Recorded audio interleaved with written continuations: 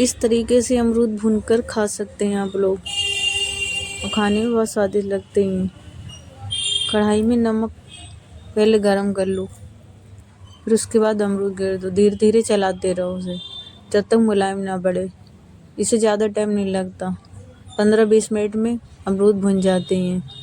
अमरूद भुनने की पहचान, इसको दबाकर देखना, जब दबने लगे तो अमरूद भुन जाता है। इसको काट के नमक लगा के खाना चाहिए।